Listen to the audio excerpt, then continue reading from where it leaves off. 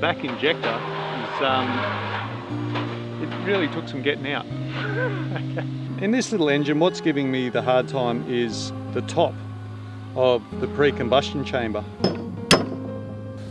Oh, it's so cheesy.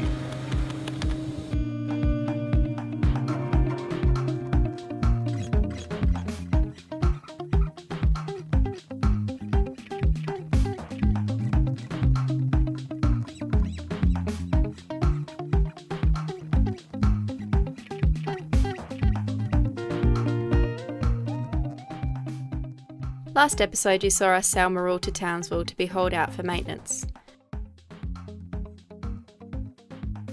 Our two main priorities were restoring the hull's antifoul and a minor engine overhaul. While Troy prepared the engine for removal, I got to work sanding the hull. Tempers like a weathervane in a snowstorm, in a silent holiday. Keep my blood warm,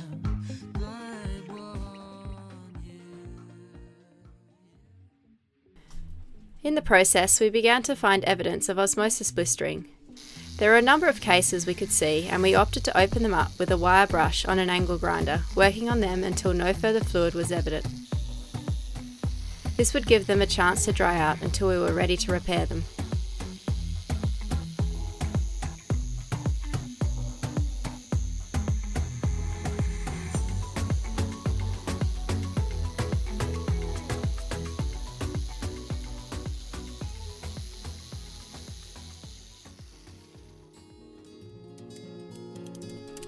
Having disconnected the engine from its wiring harness, mounts and the propeller shaft, it was time to remove it from the yacht using my trusty lever block, or come along.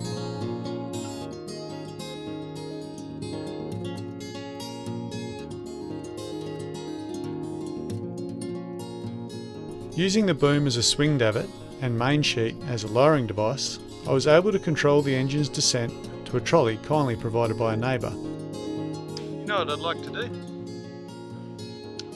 And I should have done it earlier, is give you a tagline to hang on to. Just to control it.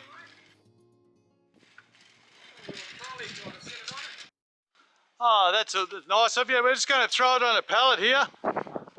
We've got a little pallet and I'm just going to give it a bit of a clean up because I might be sitting on that pallet for a little while.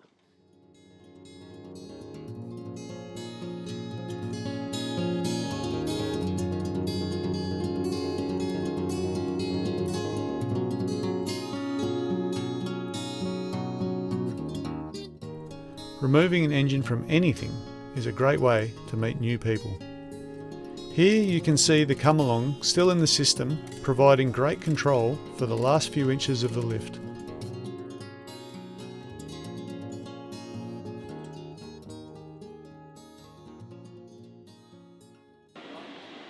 Our engine is out and the top is off. Yeah, it's so easy to pull an engine out that it's the only sensible way to really work on it if you're going to do some work on it. So when we were cruising around, I noticed that Mirrool was blowing a bit of white smoke. The valve lash and everything else was not too bad. So I suspected the injectors, and this aft, okay, it's closest to the gearbox, the back injector is, it really took some getting out, okay, to put it mildly. When number one injector, when I disconnected the water pump and everything because we were out, so I didn't want the water pump to be damaged. I disconnected the water pump and the alternator, and I just turned it over a couple of times, and the engine compression pressure just popped it out. It was really nice and easy. With these injectors, they've actually got these little keepers on them, so all you have to do is just back off the nuts a few flats. You turn over the engine and pop, the engine pops out the injector for you, which was really nice. But this one, that didn't happen. It took all day to get the injector out yesterday. I actually had the benefit of meeting a fella named Greg. Greg, if you're watching this, you know who you are, and thank you. He was a diesel fitter, so he came and gave me a few pointers and lent a hand here and there. And we did manage to get the injector out, but the pre-combustion chamber, the rearmost half of it, is still stuck in there. So what that means is I'm going to take the head off and I'm going to try and get in from underneath and push it out. And in the process probably damage a bunch of genuine Yanmar parts, which are the second most expensive material known to man. So, and these injectors, they look like they're in pretty good nick, you know, so I'm going to send them off to get cleaned up, ultrasonic cleaning. Hopefully they don't need a recondition. Hopefully they're good, all right. Get the opening pressure checked by a professional. I don't have a bench tester for these things. So hopefully these are in good nick, because they don't have any more in Australia. This is now worth more than gold to me.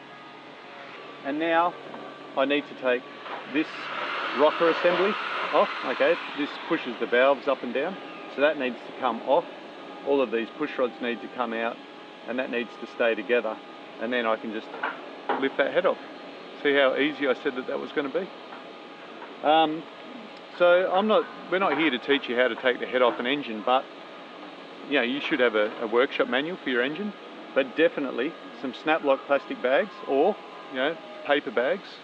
It's going away from plastic, but we've got these snap locks. So you know, I've listed what it is: the rocker assembly, and then I made a note for future self that the push rods are numbered from the gearbox onwards. These are the push rods, because I want the same push rod to go back into its position when we put this back together again. This is not a how to pull the head off your diesel engine, but it's a few tips and tricks that occurred to me as we go along.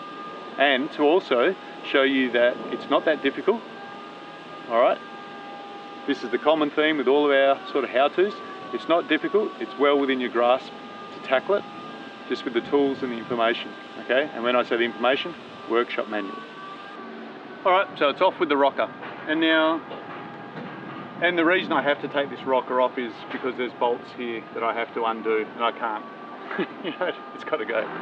So before I undo these two nuts, that's all it is on this particular engine, I just want all of the rockers all in the same level, so all on the rock. So I can just easily twist this now because there's no compression in the cylinders. Everything's at a pretty neutral position. And now I can just undo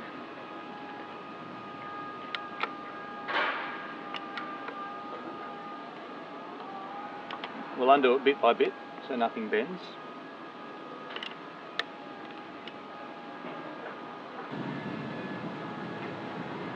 Don't drop bits down pushrod galleries, all right?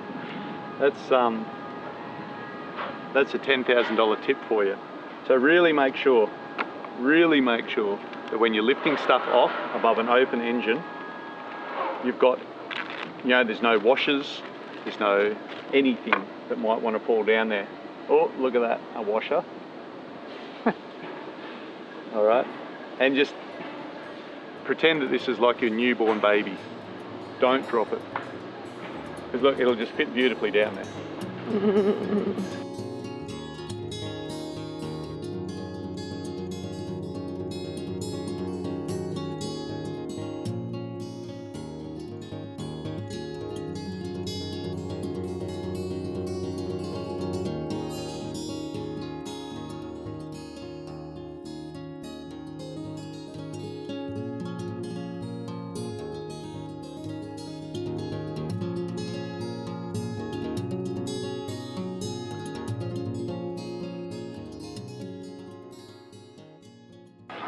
Where I put the little flag, it tells me its number, and it tells me the top, because there's no little flag down the bottom.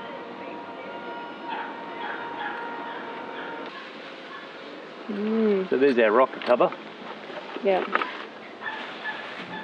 So I'm just. So that's the rocker bag. So this bag is the rocker bag overall, but this will get this. The head assembly will get its own bag, and this is all just a war on dust. Normally, an engine stand makes life easy, but we're caught in a more primitive situation. makes it easier to get than the head bolts. That's why we didn't film it, because I had to help Yeah, that's right. to be the assistant. There'll be a pretty decent torque value on those head bolts. It's sort of funny to be doing this without come-alongs and chain blocks.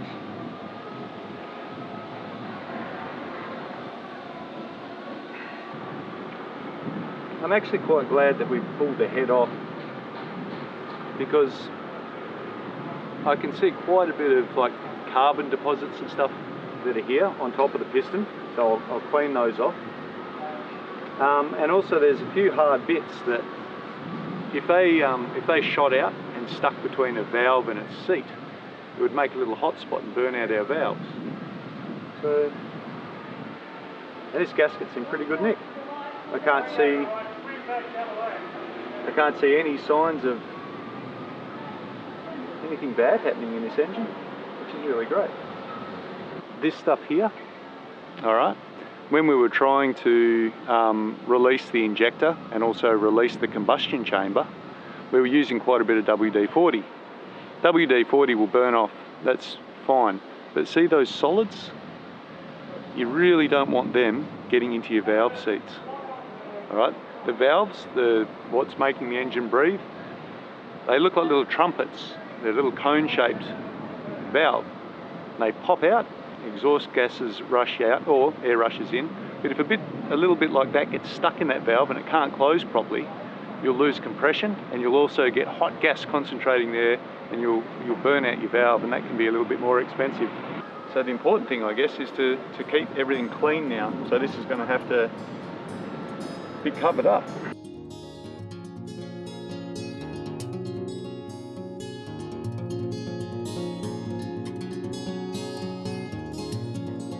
We're seeing this one is there, and we're looking at that. All right, I've already pulled that one out of there. In this little engine, what's giving me the hard time is the top of the pre-combustion chamber. Now, if you've never looked at diesels before, what happens is, look, there's a little sealing gasket that goes between these two, all right? But this little chamber, you know, you can see a hollow in there, little Kinder Surprise. That chamber actually goes in the head, all right? It goes that way, and you can see this bit here. So the injector actually pumps fuel into this, all right, in a very, very precise spray pattern, and it actually starts the combustion off in there. All right, it has a, you know, the mixture and air mixture and everything is just right, so it actually starts to get the diesel starting to burn before it floods out of here, and then continues to expand in the cylinder, and of course push the piston down. People think of inside of an engine as a big explosion, all right? But I think if you think of it that way, it seems a little bit uncontrolled. Diesel doesn't. What happens is that vapor, it burns at a fairly uniform and known rate, all right? Your diesel engineers are a bunch of clever guys. And so as it burns, it's actually expanding. It's not just, don't think of it as just a bang, all right? It's an expanding flame that goes through the gas vapor. And as things heat up, they expand, and that's what pushes that piston down, and of course the flywheel brings it back up again. But this is a part of it, all right? It's not just squirt into the cylinder, bang, it explodes and your engine goes forward. There's a few steps that go into it. But anyway, this was the troublemaker, all right, in the other one. It doesn't want to come out easily, so I've had to pull the head off and use force. So whenever you're doing any sort of boat engineering, what you need to remember is it's always important to use the right tool for the job. The right tool is a hammer. Anything can be a hammer.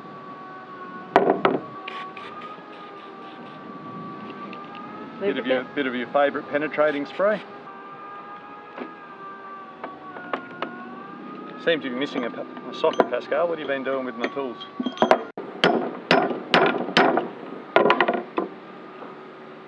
We have movement. Yay. Oh. All that required was hitting it that way a little bit. I tapped it back that way, hosed it down with a bit more release agent, and pow, it came, and like it would not shift. So just a little bit of both sides. Judicial application of force. And look, you can see there is just a bunch of stuff in there. All right, so is that what Greg was saying about the carbon? Okay, so there's obviously I've been hosing this down with WD-40, but look, there's all sorts of combustion products up in there. So what our new mate Greg was saying is that during the combustion phase, you can actually, if there's any leak, if it hasn't been seated exactly right, you know, when people have put this in before, you can just get a little bit of gas, just a tiny bit, just slipping up past the outside of the combustion chamber, and it lodges carbon deposits in there. And of course, that just expands the diameter in a few key parts, and next thing you know, this thing is stuck in there. And that's definitely the case here. But you know, overall, it's not bad.